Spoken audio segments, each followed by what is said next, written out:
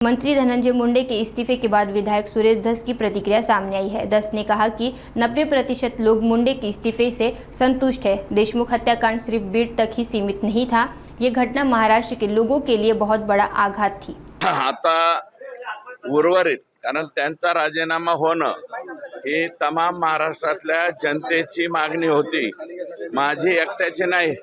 सुरेश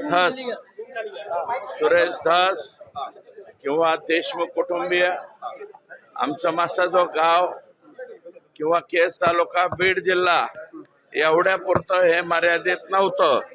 तमाम महाराष्ट्रातल्या माणसाच्या मनाला एक ठेस पोहोचली होती की संतोष देशमुखला ज्या पद्धतीने मारलंय आणि हे 16 डिसेंबरच्या माझ्या स्वतःच्या सभागृहातल्या भाषणामध्येच जवळपास याचं सगळं काही वर्णन मी केलं होतं।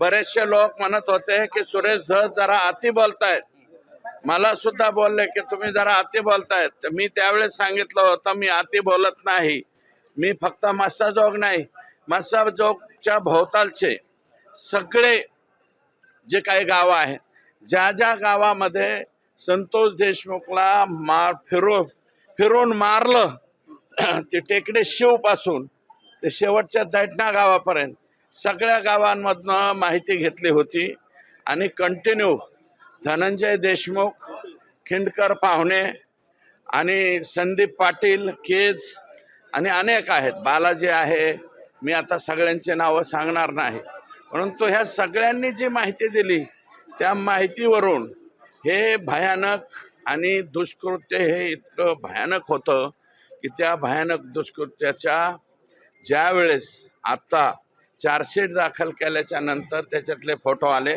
मला वाटतं मीडियातला एकही माणूस रडायचा काल शिल्लक राहिला नसेल।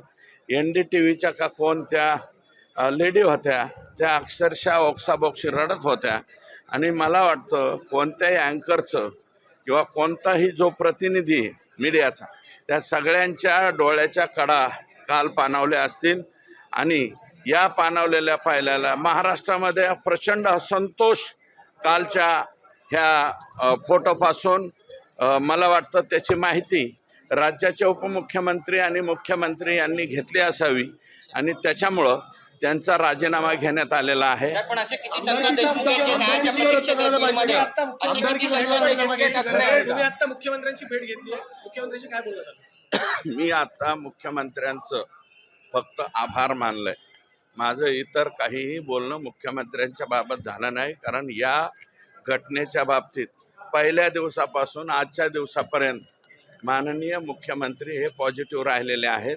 अजितदादा त्यांनाही भेटायचं आहे मला, परंतु ते तिथं आले नव्हते, आत्ता गेल्याच्या नंतर त्यांनाही मी त्या ठिकाणी भेटेल। मुख्यमंत्र्यांचं मात्र मी आभार मानून आलो, कारण मुख्यमंत्री महोदयांनी